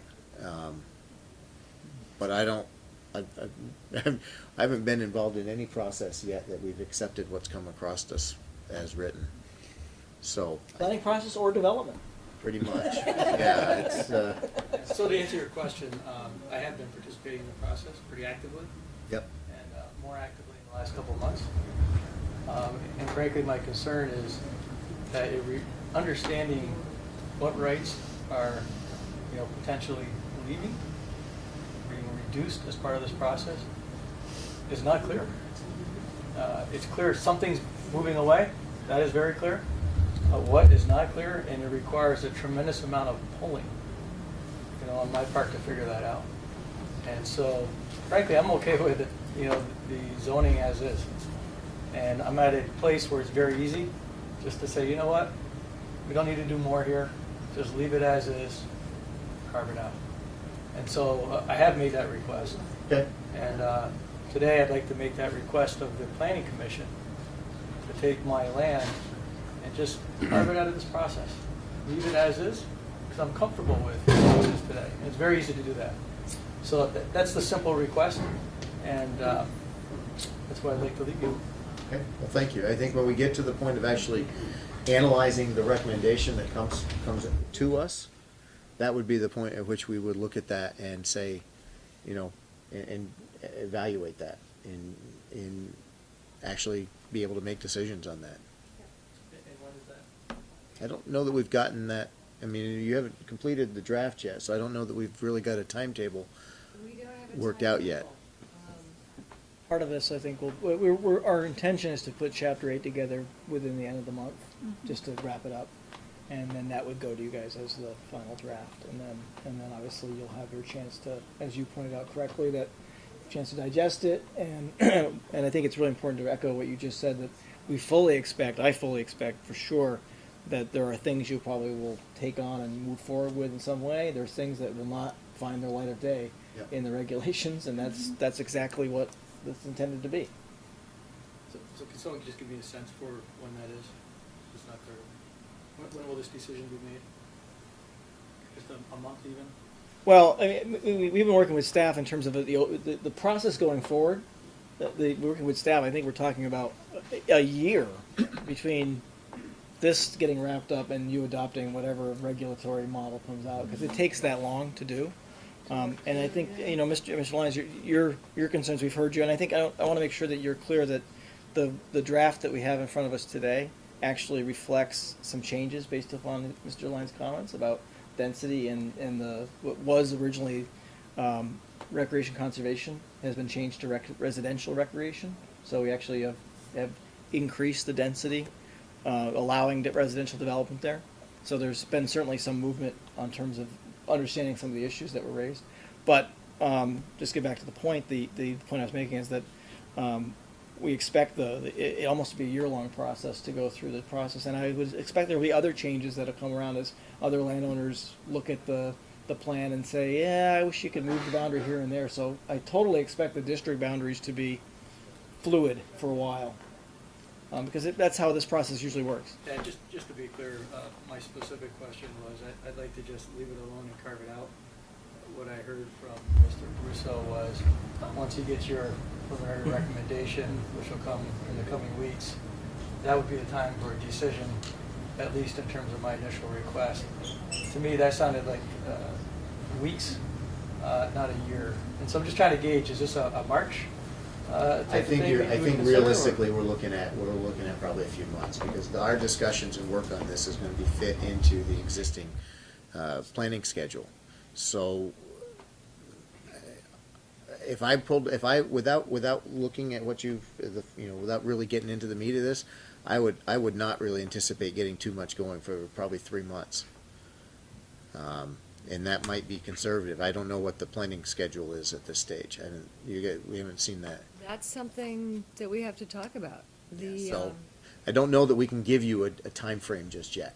But Jeff, given your level of concern, we can certainly stay in touch and let you know when we've decided a date that any decisions would be Yeah, I made. mean, even a date for a date is helpful, right? But, I'm trying, this process is pretty intensive in terms of the amount of investment I have to make to follow every change that's being made and every iteration that's coming out. So if some type of timetable could be set, that'd be, I guess, my next request. I think how we're gonna make these decisions. And if we don't know today, that's fine. A sense for a date would be great as well. So then at least my time management can be I factored. think it's too preliminary in the process to really be able to give you a framework. Know that it's, overall, we're looking at year or year plus for the total process, and it's going to be pieces and parts there's going to be stages in between there. So give this another month, and we probably can actually come up with a timetable, or we would know whether or not we can come up with a timetable. But Jeff, we will let you know. There's a lot to still consider and talk about. Absolutely. So it's We need to get this thing over to Dennis and have him Right. comment, and that is going to be a really important input. And, we're gonna go through your process and then the regulatory process, and that's gonna involve the select board. This master plan is 25 years old. I mean, wasn't updated since 1991. So it was a big deal in 1991, and it's a big deal in 2018 too. I mean, communities just don't do this stuff over and over and over again. It might be a long time till we do this again. And so it's important to take it thoughtfully and slowly with a lot of community input. Okay. So what I'll do is I'll keep coming back, and I'm gonna make the same request, until we're able to get an answer. That's fine, stay with us on this. Or call staff and say, what do you anticipate the planning commission doing at the next meeting or whatever? I mean, use us too, to give you a barometer. Yeah, absolutely. If you guys get a better sense, love to get that earlier. Right? Worst case scenario, I'll just keep coming and asking. I think it's Sorry, that's not a worst case scenario, that's here. So, that's what we'll do. We'll keep coming back until we have a timetable for the process. So that'd be my final request, I guess, of the team here, is I think we really need to define what's gonna happen at these various milestones along the way, so that the public knows when to weigh in and when it's not necessary. Okay, thank you. Yes, that's called next steps, which was on the agenda for tonight. So we're gonna start talking about where we go from here. yes, question. Yeah, I have a question. Chris Lyon, also longtime Essex resident. Like our friends up here, we're not migrants, deep roots, many generations. I love the idea of the bicycle paths. I think the connectivity there is really exciting. I think there's a missed opportunity to connect Saxon Hill to Indian Brook. That's the real giant benefit. Something for you to consider as you're going through phase 2.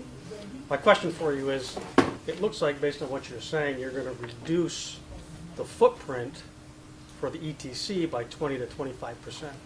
What were the key elements that led you to that recommendation? We've kind of articulated some of those, but one was. Well, maybe I missed them, I apologize. Okay, no, it's fine. Aligning the ETC with the sewer core and the infrastructure. Okay, I thought you would say that. Yeah. So really the infrastructure, which is really sewer, drove your vision here, Well, right? not just sewer, access to roads. Okay, so it's access probably to- the most cost. Yeah, Sewer was a big component. Yeah, I think that we was would agree definitely on a big that, component, right? for sure. So that really restricted your vision. No, I don't think it we started off with in the planning process with the community talking about the ETC as it existed today, the Golden Triangle, and in that initial conversations with people at the focus group and through the community survey, there was a recognition that a lot of people felt that the northern part of the ETC just didn't have a lot of connectivity, and then going back to the goals of making sure that the ETC is a walkable environment. You start going all the way to the top of the Golden Triangle, that gets really problematic because it's far. It's a long walk from Peter's project to the intersection of Towers Road and Old Stage Road. So that was another consideration that got into why the ETC was The no smaller- changes to zoning there. The But smaller you make it, the more concentrated things are going to be, Yes. which is forcing you to go higher on your density requirements on the buildings, which is probably going to be an issue for the community on the height, right? So just something to think about. You shrink it, the more you shrink it, yeah. the higher you got to go. Otherwise, you will not hit your density, which is exactly what led And you then to your yeah, plan. that's right? actually said, and I think So that infrastructure really drove the height effectively, right? The- Next, just something for you to think about Yeah. as you're going through. So the next question was, I like preserving the recreation areas. I got 3 boys I'm raising here, 10 nieces and nephews, right? I think that's awesome. What is the appropriate ratio of recreational land versus developable land, right? So for example, I think Indian Brook is 85% of your recommended TCE, or ETC, sorry. Is that a huge ratio? Is that a small ratio? What is that right ratio? I'm not sure. Well, you got 500 to 600 acres of Indian Brook property, right? Okay. And your ETC is 700 acres. Yep. So that ratio is pretty high in my mind. Yep. So So- so you keep talking about adding more and more recreation space, but between Saxon Hill, Indian Brook, how much more do you need for balance? Well, yeah, that's a good question. So I think as you look through the different districts, it varies, and Where do we lie in the districts? Percentage-wise? where are you? Well, I think we're in the town. Oh, yeah, no. The districts within the ETC, the percentage of open space is not the consistent; it's variable. Relative to recreation, the point we made in the document, the draft, was that if again look at Indian Brook as the closest recreational asset to the ETC. That Indian Brook does not provide the full spectrum of recreational opportunities that the ETC might want. For example, it's a very passive recreational environment with canoeing. It doesn't necessarily provide a ball field, as an example. So one of the things that one of the Recommending a ball field? no, let me finish, please. One of the things we're recommending is that as the community looks at the development of the ETC going forward and tries to understand where recreation is an important piece, when it starts to do its parks, open space, and trails planning process, that's where the town should be thinking about, okay, is there a place within the open space requirement for a new subdivision to, instead of it being just a fallow piece of property, is a ball field a better open space use there? Would it make more sense for that open space to be a functional open space that serves a broader community value than just open space that is associated with a PRD or a planned unit development, for example? So that's what we're not suggesting in any particular place it has to be a ball field. We are suggesting that when you're looking at open space and you're looking at recreation, the community should be asking those questions about, okay, what's our long-range recreation plan? What's the town plan say about recreation? How does open spaces that might need, or right now, any development that happens in the ETC has to provide open space. There's a requirement for open space development. So what does that open space become is really the question that we are trying to get the community to think about. Can it become something more than, like I said, just the land that's left over? Can it become more of a functional piece of open space that serves both a neighborhood use and maybe a broader community use? And then looking at open space, we actually went back and looked at the open space plan that was done a few years ago. Yeah. To try to match up some of the recommendations. And that actually articulated quite a bit of that process about looking at open space more from a broader perspective. Just something for you to continue to think about as you're working through the next. Yep. And also from an economic perspective, and I think this gentleman was kind of alluding to, how is this self-funded, right? I mean, you got 1,272 residential units, 600,000 square feet of commercial. As a taxpayer, how is your proposed plan self-funded? It's not Is so. it cost me money? It might, yes. So as a taxpayer, why does that make sense? Well, because again, there's a good question. So we don't know if it's going to cost you money. You just said it was. Well, it might. I didn't say no. There's a big difference between might and no. Pretty darn close to. No, not necessarily. Those are two different words. No, that's two different words. It might, because it depends on what happens in terms of development forms. For example, if right now, does the road networks and all of the infrastructure in the city and the community pay for itself? You have to pay something to be part of the system. And I would suspect that one of the conversations, going back to Dennis, for example, will be looking at those street standards. What is the community willing to accept as part of the street in terms of cost? And that will affect the value of it. Does your vision factor in any economic analysis whatsoever? No, it does not. None. So who does that? That's done. Again, that's done. The vision is meant to be the sort of the trajectory you're trying to We don't go. know if this is viable. So let's keep this in mind, that what this is a proposal for a plan for us to look at, right? So this Totally is, understand. this is what we get in. So once we start looking at this and we start digging into the proposal, then we look to the Economic Development Committee, we look to the landowners, we look to everybody in the community to help determine whether or not the aspects of the plan that is presented to us are viable. And all these things are gonna come into play as we start moving, as we look at your draft. So, it's the vision that we start with, and we have to move Very from. critical element of your vision. Well, no, let's be clear. This is not my vision. This is a result of, This is your recommended vision, I guess. based Right, but- upon upon community process. right, yeah, you gotta, The element of this vision Yes. that you presented is what is viable. right, but you gotta step back and you gotta remember the surveys that took place, the community workshops, they're presenting a collaborative view that consisted, right or wrong, of percentage of Essex residents that participated in this process to talk about this plan that's 28 years old that needs to be redone. So this is not a consultant coming in and saying, hey, this is what we want your town to look like. This is the residents of Essex.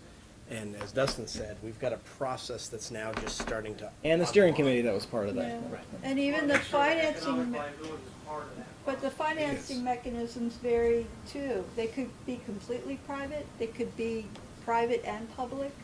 Some of it could be completely public. Yeah. So those are all the things that go into the mix in terms of how this gets implemented. Right. Just want to make sure that. the important part of it is, right? Absolutely, and no tax dollars would be spent without a lot of analysis and review and public process. It'd be part of the town budget, it'd be in front of the select board, so this will not be the last you've heard of this discussion. And certainly it will be factored into any decisions that get made. To see the numbers. So are we. Ed, did you have a?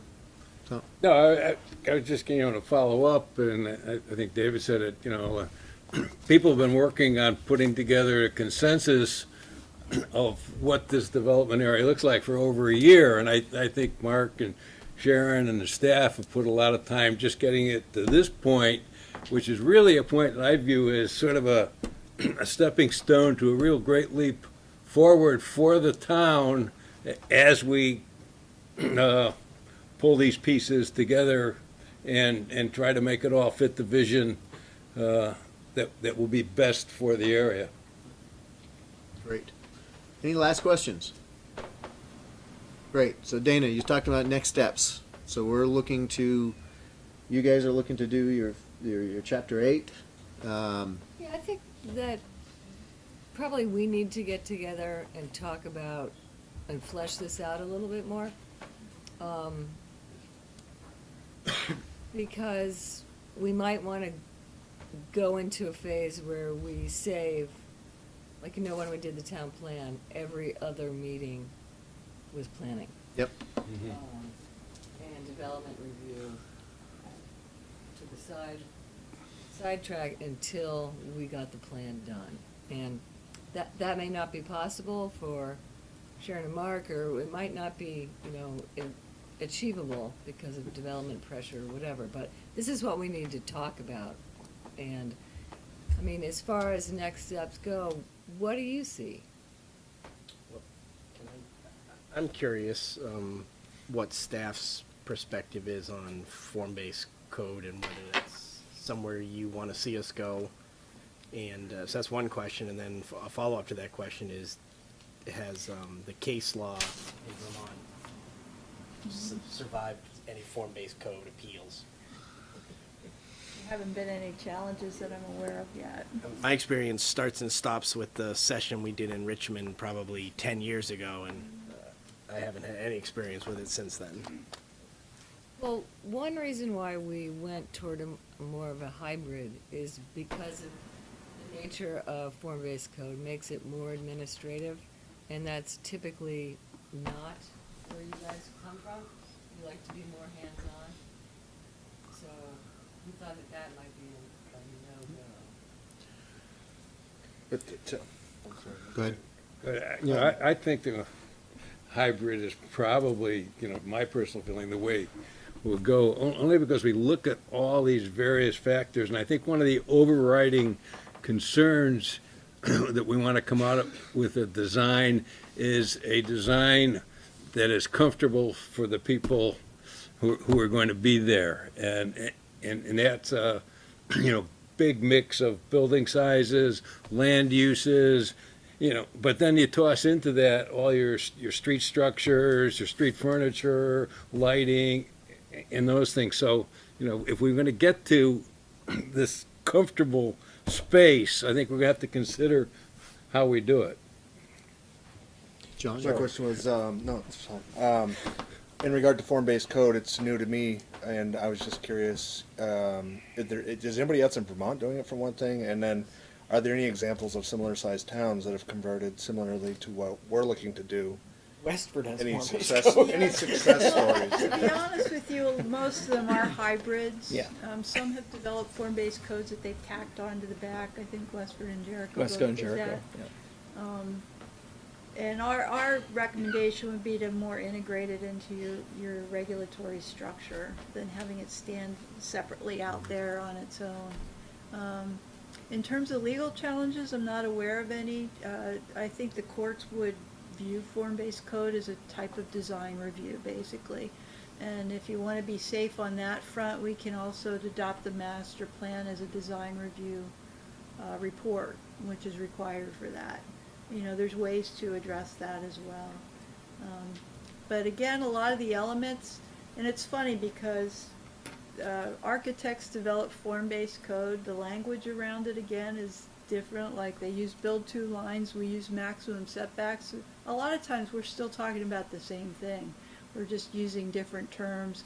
But the nice thing about form-based code are the forms, the types that they've developed that make a lot of sense and give us more guidance in terms of how to apply some of the design standards. I mean, I think we all really appreciate that aspect of it.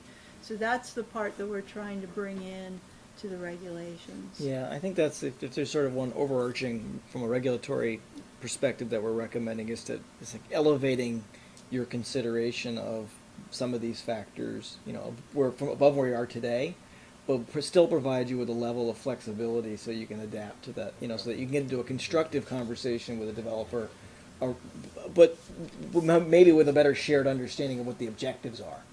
And that's kind of where we see, that's where I think the hybrid code really makes some sense. It lets you still have that give and take, which can be really useful and beneficial to outcome, both from the developer's perspective and the community's perspective. But frame that up a little bit more clearly so that it's not all the vision of the It also developer. might be too big of a jump of a shift Yeah. in policy to go all the way into form-based coding and not do the hybrid. Well, we've been working with South Burlington on their some of their land use regulations and helping with that, and you know they have form-based code applying to their nascent city center, and it's still challenging. Now they're trying to look at how to introduce flexibility into that Yeah, process. their own library building can't conform to form-based code, so that's a big Visiting challenge. John, any thoughts? Any comments? Well, it's really exciting. I've had the benefit of listening to the consultants and going through the process with others for a year or whatever now. So I feel like I've got a pretty good handle on where they're coming from. I will warn you that this document is dense.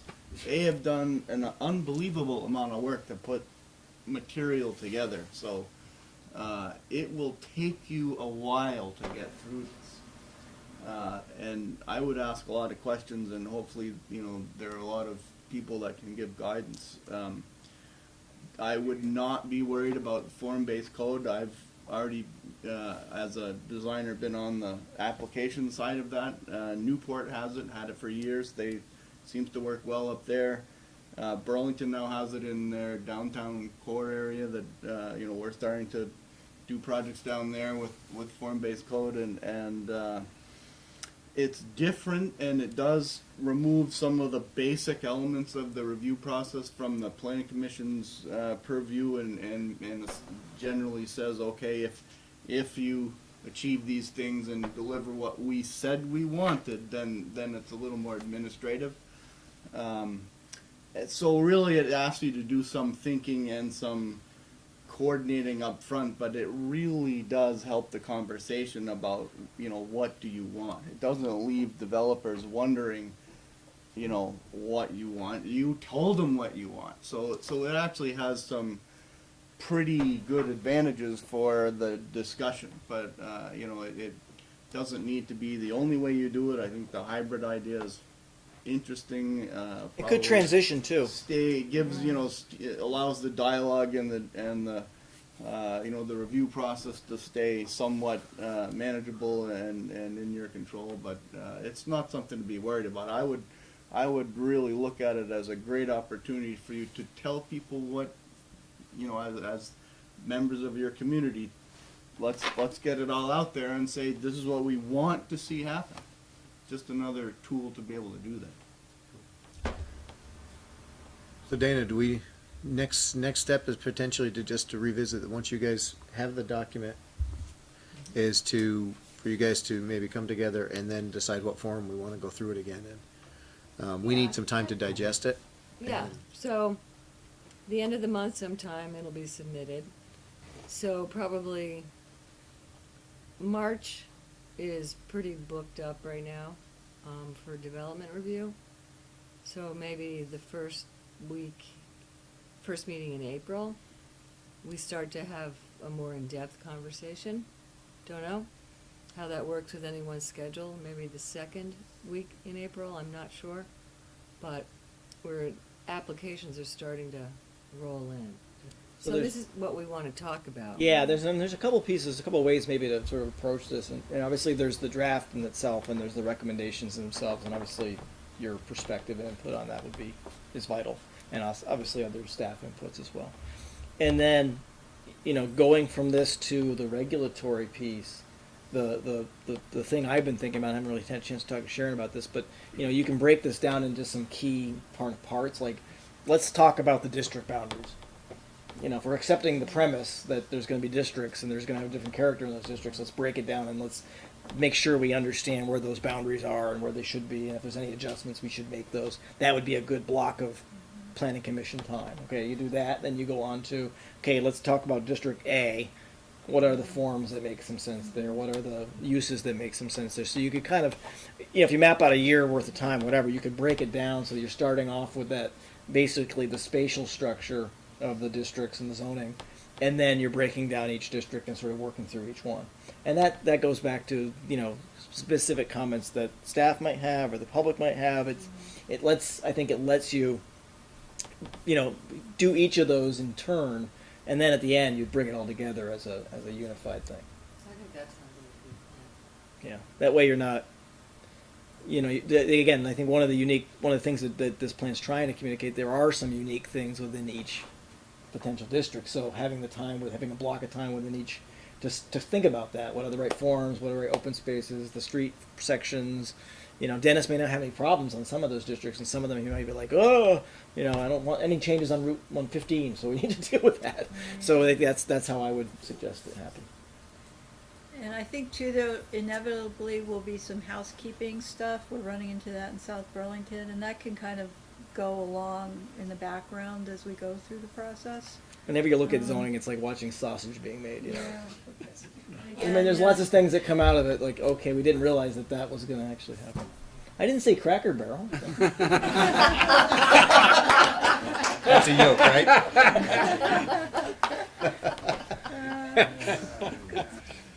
Thank you for Need a that. rocking chair. Well, we should probably come back to you after we get Let- Dennis's comments. Well, let's take a first. Once the full draft is ready, let's regather and look at that, and then decide. Start carving it out. We probably should work on if we agree to do these section by section. We probably should work on them, and not necessarily wait for Dennis's, but work on them simultaneous. At least start, because it could take a while. And I don't know that we should just sit back and do nothing and wait until he, lets us know what he does and doesn't like about it. It would be worthwhile, I think, to start. We have had some conversations with Dennis, and staff has certainly had, so he's not unaware of this. And I think, I don't think it's going to take him forever Yeah. to give us his comments. and a lot of the street sections, for example, I think a lot of those are, the actual public part of that would be very consistent with the current street standards. Yeah, public works standards. So that's probably going to make it a little bit easier to have that conversation. Ned? Well, we're talking about Dennis. I think it's very important that he becomes a positive part of this program. He can sometimes tend to be more on the negative side. So when we go with him, we really have to get him on board with, where we're going forward with. Because I think he is a key part, and it's a key part of the, whatever we do.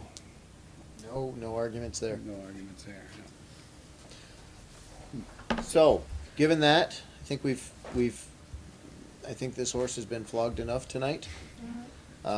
This has been a great presentation. It's an amazing amount of work that's been done so far. Everyone that's here, thank you for coming out and Thanks. joining us. This is definitely a process, and it's very early on in it. So, commentary, if you have thoughts or questions, don't hesitate to send them on to staff. They can, if they can't respond immediately, then they'll get it, as part of the discussion. We won't lose things that way. Any last questions or comments before we move on? Great, thank you very much. We've got other business and minutes to touch on. And If you haven't The signed agenda- in, please do. That are making me crazy. so I would take District that I'll you're do this while calling the north? crowd is emptying here. I'll take a motion on the minutes of January 25th. Okay. I move we approve the minutes as written on Second. for January 25th. Okay. Do we have a second? Second. Ned? Okay, minutes of the 25th. Are there corrections that anyone wants to offer? It's a K1 and she's. Minutes have been moved. All those in favor of the minutes as written? Aye. Aye. Opposed? Motion carries 6-0. That was moved by John, Big John, seconded by Ned. Other business, Dana, Darren, anything? Nope, that was all we had for tonight. Then I would take a motion to adjourn. So moved. Moved by Dave, Seconded. seconded by John. All those in favor? Aye. John the first? James John. I don't know who this is. Shoot. We are adjourned. 40 people. Definitely, if you have some reference. Yeah, I was at a couple. Paul, I was trying to tell you we were still on the meeting and you were speaking to these guys with a mic that was, Yeah, an example. with a microphone that was getting picked up by. If I were to call them up, they're gonna rave about it. That's why I was trying to quiet you. Yeah, I don't know, yeah. You know what I mean? Yeah. Because I'd hate to find out that nobody has been at the same time, you know, when you call them. Thank you, Mark and Sharon. You're welcome, thank you. Awesome. It's not in the